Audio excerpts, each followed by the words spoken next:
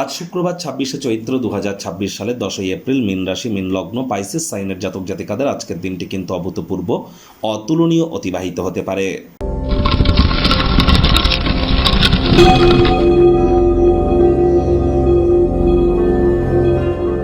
ভিডিওটির শুরুতেই স্ক্রিনে আপনারা দেখতে পাচ্ছেন শুক্র গ্রহের বীজ মন্ত্র ওম দ্রাং দ্রিং দ্রং স শুক্রায় নমঃ।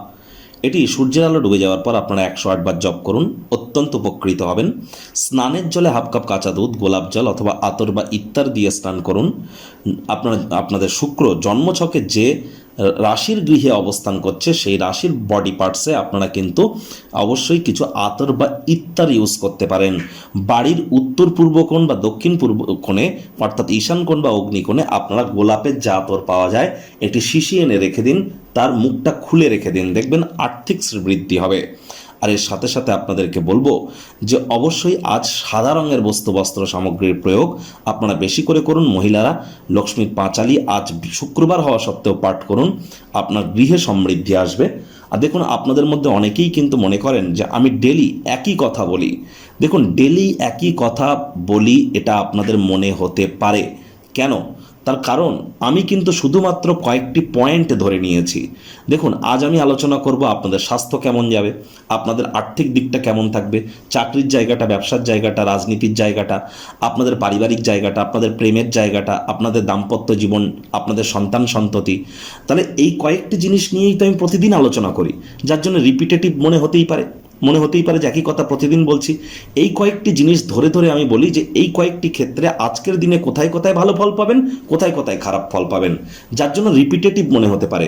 কিন্তু প্রতিদিন শুনবেন, আমি প্রতিদিন আপনাদের একই কথা বলছি না যে আজ আর্থিক পরিস্থিতি ভালো থাকবে, আজ ভালো থাকবে বলছি তো কাল খারাপ থাকবে বলছি, কোনো দিন বলছি মধ্যম প্রকৃতির থাকবে, বিভিন্ন দিন কিন্তু কথা বিভিন্ন ধরনের আমি বলে থাকি।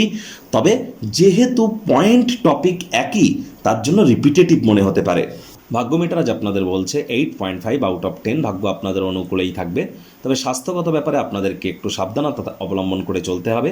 ঘাড়ে পিঠে হাড় গোড়ে নাছোড়বান্ধা ব্যথা আপনাদেরকে ভোগাতে পারে, এটিকে অবহেলা করবেন না। ইন ফিউচার কিন্তু ব্যয়সাধ্য প্রমাণিত হতে পারে। কায়িক পরিশ্রমের কারণে শরীরে ক্লান্তি আপনারা অনুভব করতেই পারেন।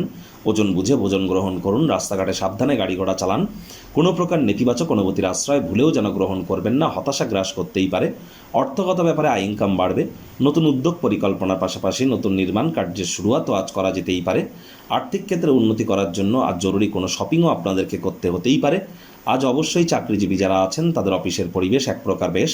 বস কলিগদের সাথে ভাব ভালোবাসা বাড়বে, কর্মে গতি অনুভব করবেন। নিজের মেধা দক্ষতা ট্যালেন্টের দৌলতে প্রশংসার পাত্রপাত্রীও আপনারা হবেন। সাহস প্রত্যয়ও আপনাদের কিন্তু বাড়বে। আজ আপনি বিশ্বাস করুন আর নাই করুন, কোনো এক কাছের মানুষ আপনাকে খুব কাছ থেকে কিন্তু ফলো করছে এবং সে আপনাকে তার জীবনের আদর্শ হিসাবে মানতে শুরু করে দিয়েছে।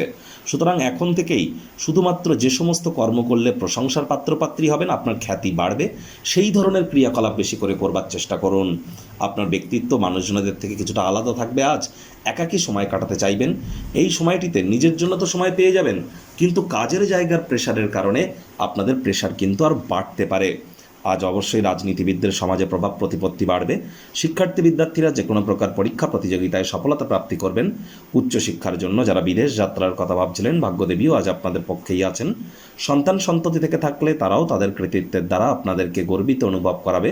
হাউস ওয়াইফদের জন্য দিনটি এক প্রকার বেশ। প্রেমিক প্রেমিকা স্বামী স্ত্রী দিনটিকে যতটা সম্ভব রোম্যান্টিক করে তোলা যায় সেই প্রচেষ্টাই তো আপনাদের জারি রাখা উচিত। অবিবাহিতদের বিবাহের যোগ পরিলক্ষিত হচ্ছে। যারা প্রেমে পড়েননি তাদের জীবনে প্রেমের আগমন ঘটতেই পারে। শত্রুপক্ষ বিরোধী পক্ষ একটু হলেও শক্তিশালী থাকছে। গৃহের পরিবেশ শান্তিপূর্ণ নির্ঝঞ্ঝাট পরিগণিত হবে।